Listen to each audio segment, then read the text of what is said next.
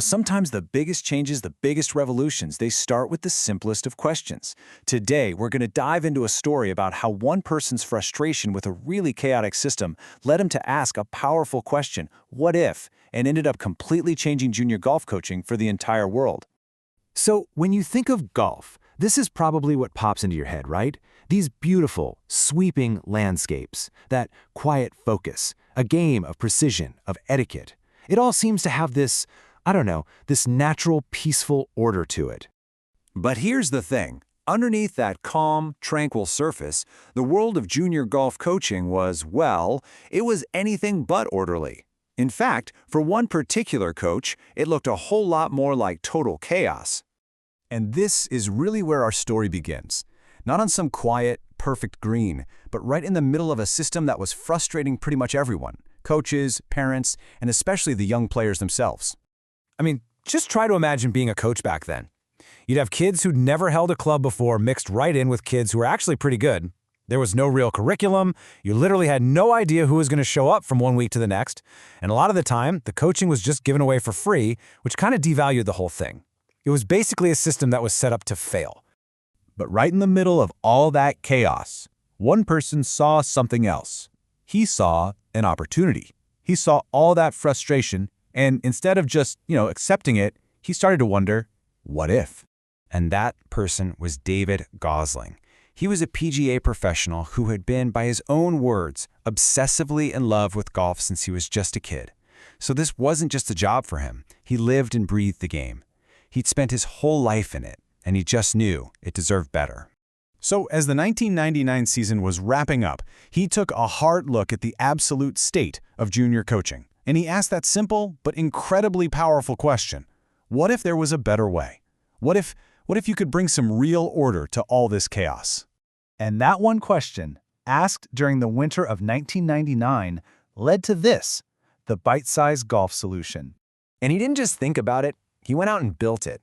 He created this amazing series of structured, engaging workbooks. He made a clear, colorful pathway for learning that kids actually thought was fun. This was a system designed to turn that raw potential into real excellence. So what was it exactly?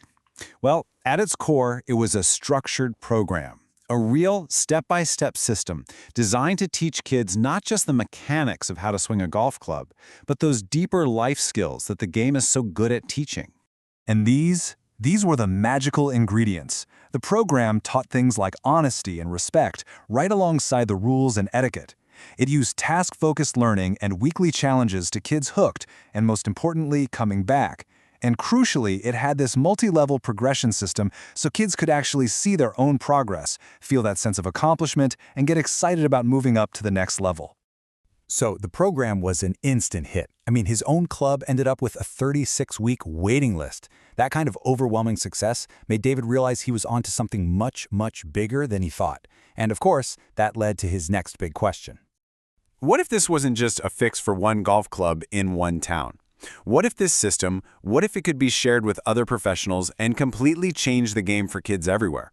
Now that was the question that was going to take this whole idea global. So, in 2001, he formed a company to take the model to the market, and the growth was just explosive. Just 5 years later, the impact was absolutely undeniable.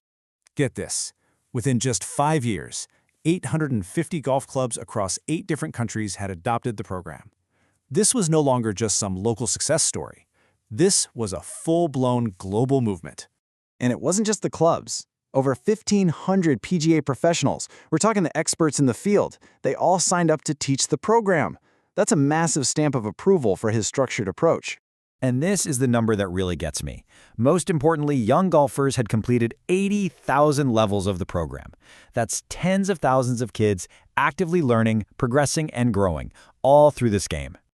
So this timeline, it really shows the whole incredible arc of his journey. It started with that what if back in '99 and led to this massive global success.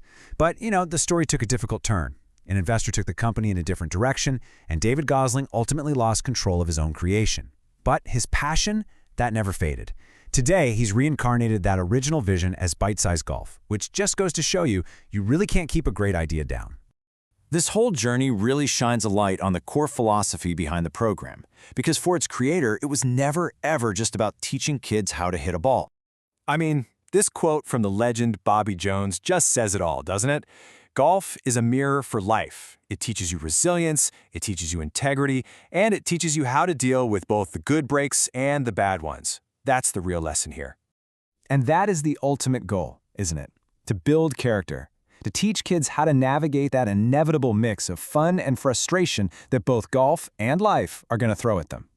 So the story of Bitesize Golf all started with one person, looking at a complete mess and asking a simple question.